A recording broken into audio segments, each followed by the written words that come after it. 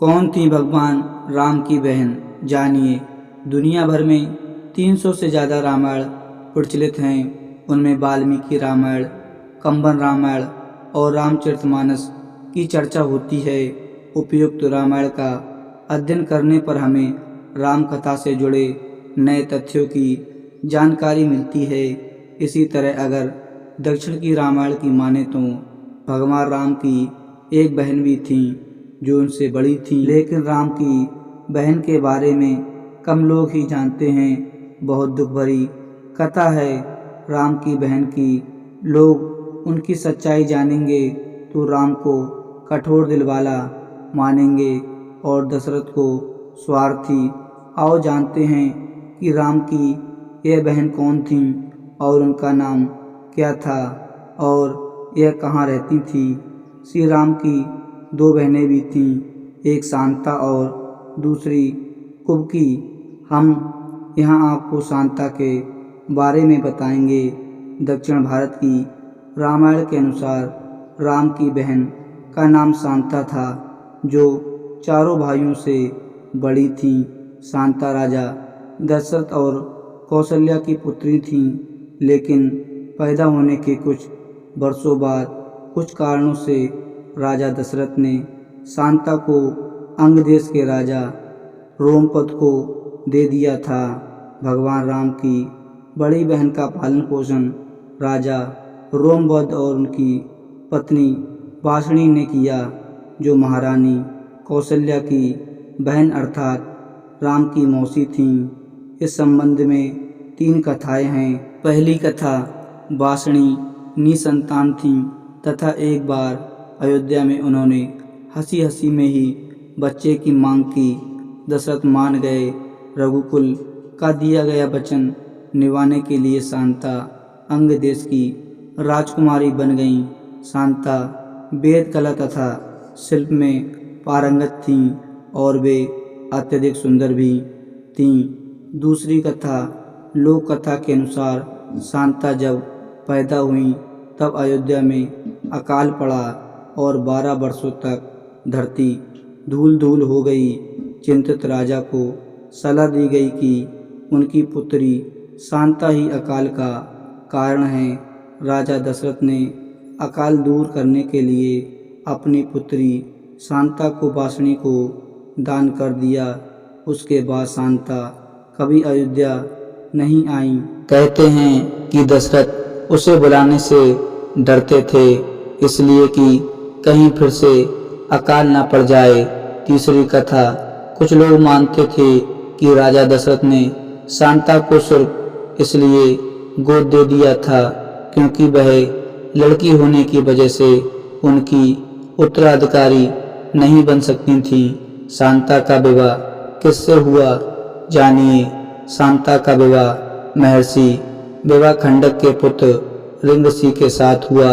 एक दिन जब विवाखंडक नदी में स्नान कर रहे थे तब नदी में ही उनका वीर्य पात्र हो गया। उस जल को एक हिरणी ने पी लिया, जिसके फलस्वरूप रिंगऋषि का जन्म हुआ था। एक बार जब ब्राह्मण अपने क्षेत्र में फसल की पैदावार के लिए मदद करने के लिए राजा रोमपद के पास गया तो राजा ने उसकी बात पर ध्यान नहीं दिया। अपने भक्त की बेइज्जती पर गुस्साए इंद्रदेव ने बारिश नहीं होने दी, जिस वजह से सूखा पड़ गया। तब राजा ने रिंगऋषि को यज्ञ करने के लिए बुलाया। यज्ञ के बाद भारी वर्षा हुई। जनता इतनी खुश हुई कि अंग देश में जश्न का माहौल बन गया। तभी वासणी और रोमपद ने अपनी गोद ली हुई बेटी शांता का हाथ यज्ञ ऋषि को देने का फैसला किया।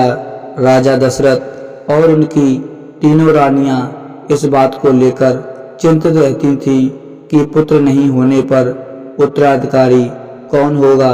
इनकी चिंता दूर करने के लिए ऋषि विशिष्ट सलाह देते हैं कि आप अपने दामाद यज्ञ ऋषि को पुत्रोष्टित यज्ञ करवाएं, जिससे पुत्र की प्राप्ति होगी। दशरथ ने अपने मंत्री सुमंत की सलाह पर पुत्र कोमिष्ठ यज्ञ में महान ऋषियों को बुलाया। यज्ञ में दशरथ ने अपने ऋषि को भी बुलाया।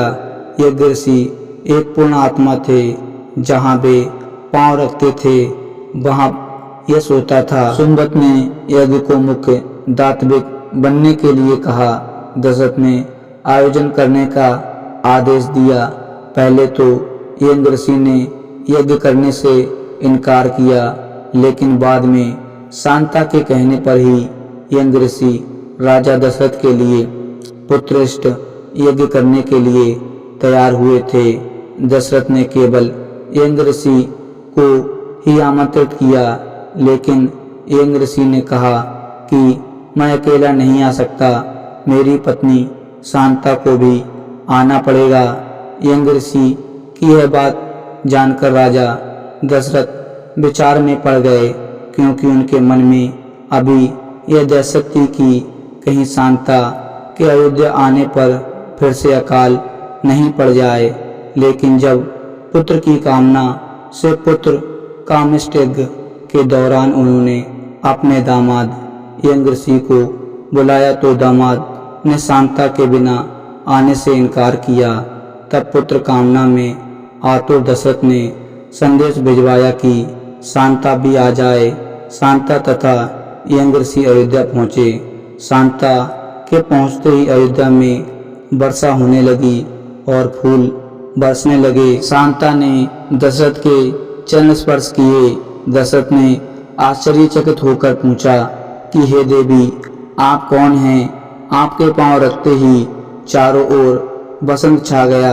जब माता पिता दशरथ और कौशल्या विस्मित थे कि वो कौन हैं, तब शांता ने बताया कि वो उनकी पुत्री शांता हैं। दशरथ और कौशल्या यह जानकर अधिक प्रसन्न हुए। वर्षों बाद दोनों ने अपनी बेटी को देखा था। दशरथ ने दोनों को सम्मान आसन दिया और उन दोनों की पूजा आरती की। तब यज्ञ ऋषि ने पुत्र कामिष्ठ यज्ञ किया तथा इसी से भगवान राम तथा शांता अन्य भाइयों का जन्म हुआ। कहते हैं कि पुत्रष्ट यज्ञ कराने वाले का जीवन भर का पुण्य इस यज्ञ की आहुति में नष्ट हो जाता है। इस पुण्य के बदले ही राजा दशरथ को पुत्रों की प्राप्ति हुई। राजा दशरथ ने यज्ञ ऋषि को यज्ञ करवाने के बदले बहुत सा धन दिया, जिससे यज्ञ ऋषि के पुत्र और कन्या का भरण पोषण हुआ और यज्ञ से प्राप्त खीर से राम, लक्ष्मण, भरत और शत्रुघ्न का जन्म हुआ। यज्ञ ऋषि फिर से पुण्य अर्जित करने के लिए वन में जाकर तपस्या करने लगे। जनता के समक्ष शांता ने कभी किसी को नहीं पता चलने दिया कि वो राजा दशरथ और कौशल्या की पुत्री हैं। यही कारण है कि रामायण या रामचरितमानस में उनका खास उल्लेख नहीं मिलता है। तो दोस्तों, आशा करते हैं कि आज की वीडियो आपको जरूर पसंद आई होगी। अगर वीडियो पसंद आई हो तो चैनल को सब्सक्राइब कर दें। मिलते हैं एक नई वीडियो में, तब तक के लिए जय हिंद, धन्यवाद।